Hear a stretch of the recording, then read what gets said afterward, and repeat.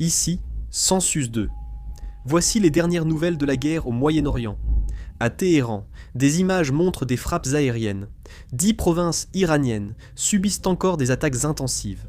Les forces américaines et israéliennes ont attaqué des postes de police et des infrastructures, Basij à Téhéran, Ispahan, dans l'Azerbaïdjan oriental et au Kurdistan, notamment les centres Basij et le quartier général Imam Reza.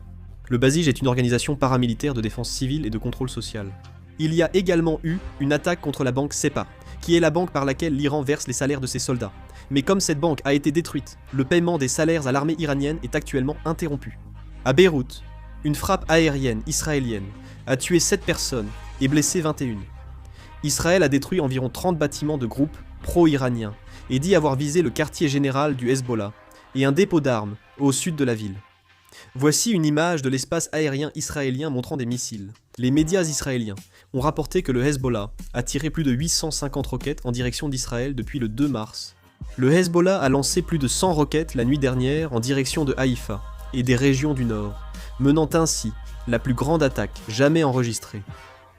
Selon les médias israéliens, plusieurs roquettes sont tombées à différents endroits, faisant un certain nombre de blessés.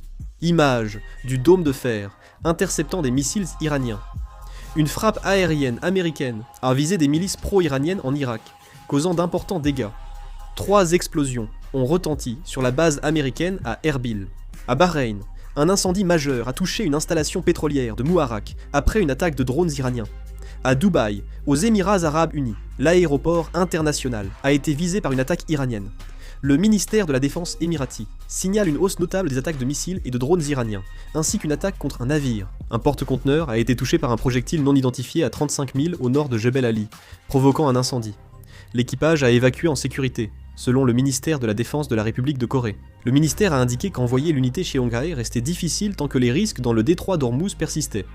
Actuellement, 26 navires sud-coréens y sont bloqués. Il s'agit de l'Irak.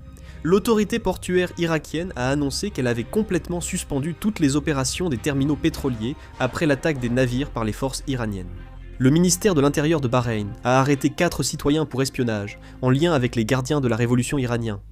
Le ministère suisse des Affaires étrangères ferme temporairement son ambassade à Téhéran à cause de la guerre au Moyen-Orient et des risques accrus. Selon le communiqué, l'ambassadeur de Suisse et 5 employés ont quitté l'Iran par voie terrestre le 11 mars et sont maintenant en sécurité hors du pays.